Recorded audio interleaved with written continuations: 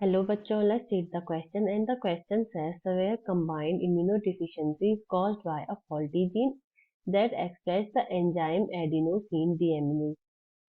हमें इस क्वेश्चन में कहा गया है कि जो सेवियर कंबाइंड इम्यूनोडिफिशियंसी होती है वो एक फॉल्टी जीन की वजह से कॉज होती है और वो जीन रिस्पॉन्सिबल होता है expression of enzyme adenosine deaminase.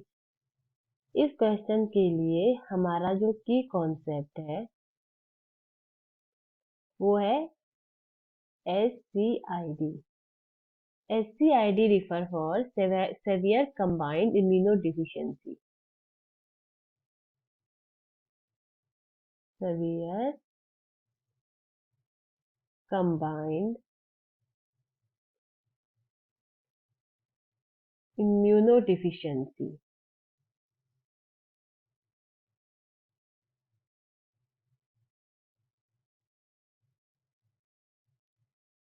ये डिजीज किसकी वजह से होती है? म्यूटेशन की वजह से, बिकॉज ऑफ म्यूटेशन। और म्यूटेशन उस जीन में होता है जो जीन रिस्पॉन्सिबल होता है एंजाइम एडिनोसिन डीएमिनेज के एक्सप्रेशन के लिए, जिससे क्या हो जाता है?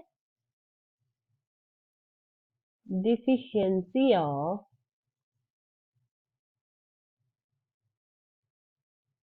Adenosine deaminase.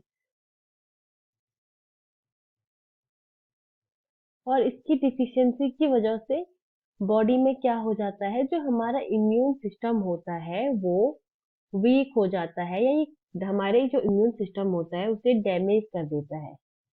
क्या हो जाता है? Damage immune system. ये हमारे इम्यून सिस्टम को डैमेज कर देता है। किसे डैमेज करता है? इम्यून सिस्टम को डैमेज कर देता है। और ये डैमेज करके क्या करता है? जो हमारा इम्यून सिस्टम होता है वो वीक हो जाता है, जिससे इजीली कोई भी डिजीज हमें लग जाती है, मतलब कोई भी डिजीज कॉज हो जाती है। और ये हमारा जो इम्यून सिस्टम होता है ये प्रोटेक्ट नहीं कर पाता है हमें बैक्टीरिया वायरसेस एंड फंगी से। और मोस्टली ये कैसे कैसे ऑर्गेनिज्म होते? अपॉर्चुनिस्ट, जो ऑर्डिनरी कंडीशन में या नॉर्मल इम्यूनो सिस्टम वाले लोगों को इन्फेक्ट नहीं करते। कैसे? Opportunist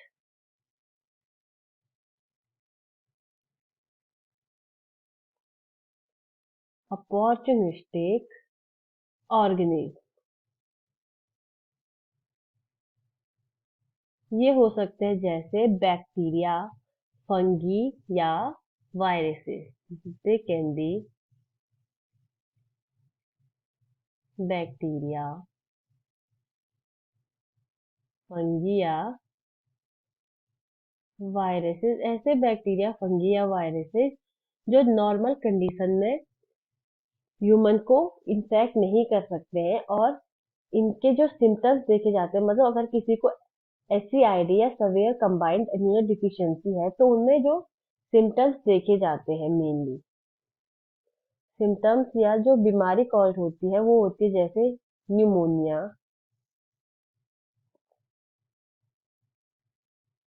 pneumonia, chronic diarrhoea,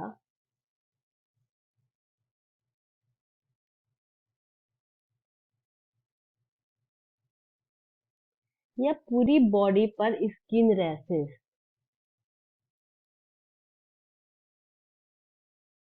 skin rashes हो जाती हैं। और मोस्टली जो ADA डिफिशियंसी होती है जिन पीपल्स में, उनको क्या होता है कि वो मोस्टली फर्स्ट 6 मंथ तक ही वो जिंदा रह पाते हैं। तो अगर जिनको ये डिजीज होती है, अगर जिनको फर्स्ट 6 मंथ में अगर कोई इंडिविजुअल है या कोई चाइल्ड है जिसको ये डिजीज जिसकी डायग्नोस हो जाती है, उसमें क्या होता है कि वो उनका जो लाइफ स्पेन होता है वो कम होता है। और अगर उन्हें ट्रीटमेंट ना मिले तो वो 2 साल से ज्यादा जिंदा नहीं रह पाते हैं। तो क्या होता है? जो मोस्टली जो इंडिविजुअल होते हैं जिनको डायग्नोस हो जाता है in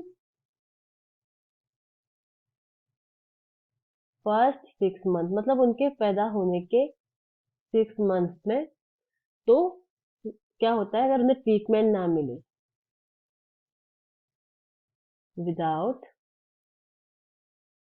treatment child can live up to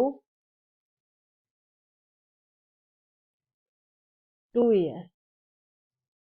तो वो मोस्टली 2 ईयर तक ही सरवाइव कर पाता है। ओके, तो इससे क्या होता है कि मोस्ट ऑफ केसेस, ये हम बात कर रहे हैं मोस्ट ऑफ द केसेस या मोस्ट इंडिविजुअल।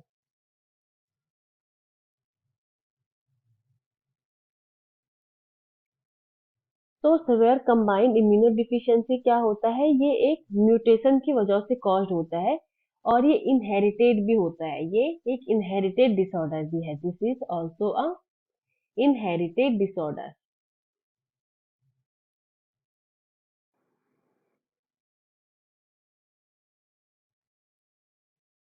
इनहेरिटेड डिसऑर्डर मतलब ये पेरेंट्स से चाइल्ड में ये डिजीज आ सकती है। This is also inherited disorder. अगर जीन में म्यूटेशन हो जाता है तो वो एक पीढ़ी से दूसरी पीढ़ी तक ये फैल सकता है। इसकी फुल फॉर्म होती है, इसका जो शॉर्ट नेम होता है वो होता है SCID, सवेयर कंबाइंड इम्यूनोडिफिशियंसी। और ये किस वजह से कॉज्ड होता है? Caused by mutation. और ऐसे जीन में म्यूटेशन होता है जो रिस्पॉन्सिबल होता है एक्सप्रेशन के, किसके? एडिनोसिन डीएमिनेज के।